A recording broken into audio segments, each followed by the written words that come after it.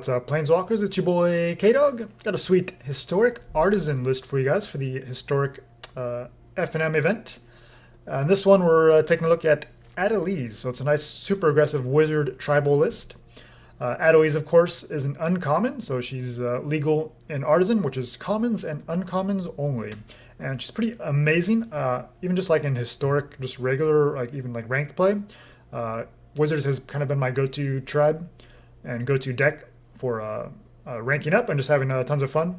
She's a 2/2 flying haste for 3 mana. Whenever you cast an instant or sorcery spell, wizards you control get +1/+1 until end of turn. So she gives all of your wizards prowess, including herself. And haste is also pretty fantastic. And flying gives her a nice evasive body. So anybody who's not familiar with this archetype, which I've ran showcased before on my channel, it's extremely aggressive. You're trying to play a bunch of creatures and complement them with explosive spells and just having these really powerful turns kind of out of nowhere and just close the game out very, very quickly. So how we're doing this here is we have a Siren Stormtamer here. It's a 1/1 flyer for 1 mana. And of course, give us a little bit of protection. For blue mana, we can counter a target spell or ability that targets you or a creature you control. So we can protect ourselves from we can protect ourselves from spot removal with our Adeliz. We also have the Ghitu Lavarunner as a 1/2 for 1 mana. As long as there are 2 more instant and or sorcery cards in your graveyard, it gets +1/+0 and haste. So a 2/2 body. Once you get those instant sorceries in your graveyard, which you have a bunch of, and we're trying to cast them cheaply and quickly so we can close out the game. So this will often be a 2/2. And just having this as a 1/2 on turn 1 is pretty great as well. Burning Prophet's a 1/3 that gets +1/+0 whenever we cast a non-creature spell, and also lists a Scry. The Scry is actually very, very key. Lightning Stormkin, it's a 2/2 flying haste for blue and red. It's fantastic with our aggressive strategy. Sprite Dragon is, of course, not a wizard. However, it's another way for us to get a flying haste for 2 mana, blue and red. And whenever we cast a non-creature spell, which we have a ton of, we're going to put a +1/+1 counter on Sprite Dragon. So the goal is to just get a couple wizards down, and then swing in mostly through the air with the Stormkin, the Sprite Dragon, and Adeliz. Get those prowess triggers and just close out the game over 1 or 2 turns. And hopefully kill your opponent before they even know what hit them. So running a ton of spells here as well. And pretty much everything in our list here is 1 mana. So look at Wizard's Lightning, which naturally costs 3. However, if you have a wizard, it's a single red mana to deal 3 damage to any target. And since, of course, we're Wizard Tribal, 99% of the time, we're just going to be able to pay this for 1 mana at instant speed, which is fantastic. Warlord's Fury gives our creatures first strike until end of turn and lets us draw a card. So for red mana, we get to replace itself and give all of our creatures first strike. So we can swing in with our Lavarunner and Burning Prophet, and probably don't have to worry too much about what our opponent is doing. Crash Through gives our creatures trample as a draw card, so same thing as Warlord's Fury. And Opt is another way to kind of draw a card. Also, it's a Scry. And then Unsummon is a way for us to either protect our own creatures, but most often it's just going to get creatures on our opponent's side off of the board. Since we don't really care about necessarily killing them, we just want to get them off the board and just kill our opponent as quickly as possible. We don't really care if they replay it the following turn. We just want to get any key creatures off the board, like especially flyers, so we can just allow us to attack in as quickly and efficiently as possible. So yeah, the super aggressive deck, 20 lands.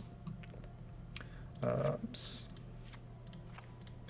Of course, you don't get any rare lands. I don't know why I had the Embereth in there by mistake. So 7 islands, 7 mountains, and then 2 Izzet Guildgates and 4 of the Swiftwater Cliffs. So just, I think 6 is kind of the sweet spot for where you want to go with the dual lands, especially with such an aggressive list.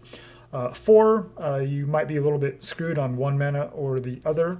Then 8, I think, is just too many because you're just going to be playing tapped land pretty much every turn, and you're going to be a little bit behind, and you want to be super aggressive.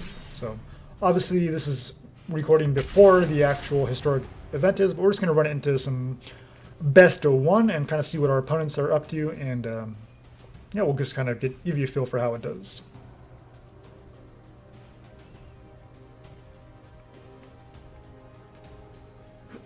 So historic Artisan is actually pretty powerful. There's lots of really good things you can. Alright, up against Blinks.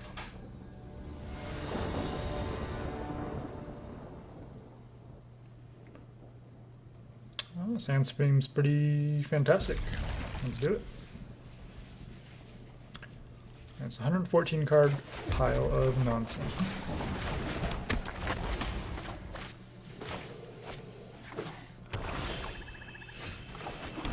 Swamp.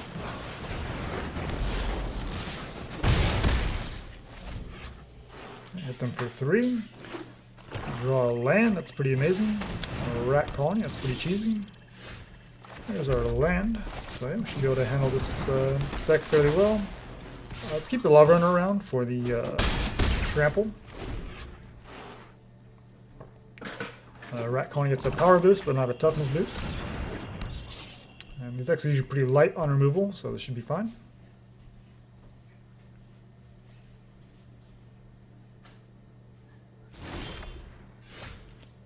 No attacks. So they do have potentially a Disfigure open here. Do we want to opt? We just Stormtamer.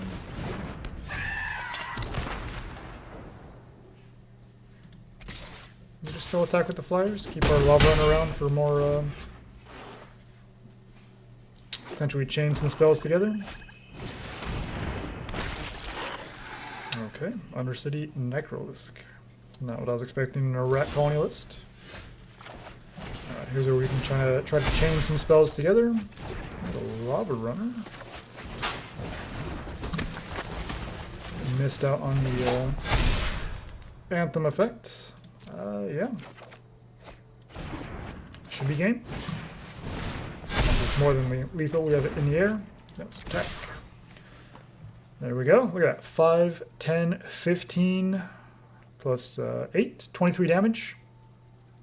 Sweet. Oh yeah, look at that. Minus 16. Gotta love it. Gotta love it. Alright. That was pretty fun.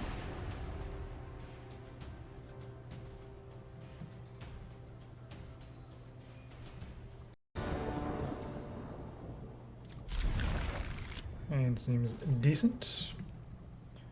Yeah, we'll lead off on the Lavarunner, and then we can Stormtamer and Warlord's Fury next turn. Seems decent. Swamp. Well, Sprite Dragon is good too.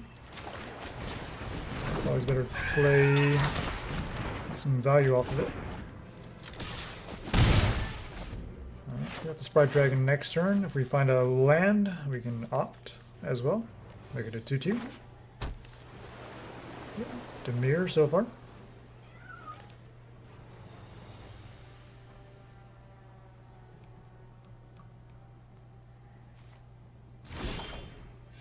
A long time just to do nothing. Nope, pauses, so they shouldn't have any removal spells. Or counter.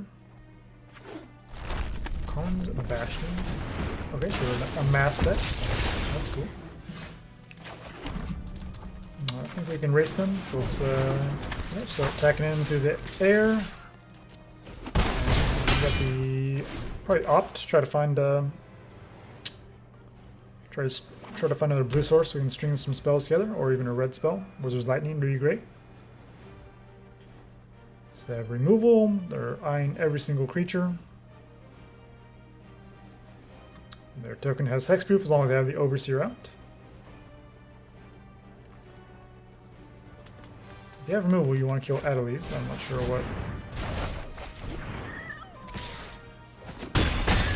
Selective Snare. Card that sees 0 play. Cool. That's super weird. Okay.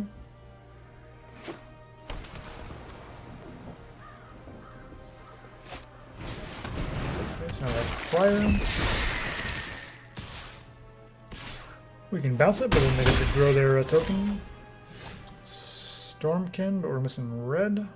And being choked on blue mana is pretty frustrating here. Let's bounce that. Get in for 5. Can we just drop these 2 Lavarunners? Chump block it if we need to. I just missed lethal, didn't I? Yeah, that selective snare got me tilted a little bit. That's alright, we still have the flyers. Okay, so I have 2 mana open. Alright. So we got there. We got there. Alright, I think I'm just going to wrap it up right there. So yeah, it's a pretty fun deck. Nice explosive turns. Definitely got to love that. And plenty of cheap card draw as well. So you should be able to string some spells together or dig for creatures or whatever spells that you're looking for. Alright, thanks for watching, guys. Wish you best of luck in the Artisan event, and we'll see you in the next one. Take care.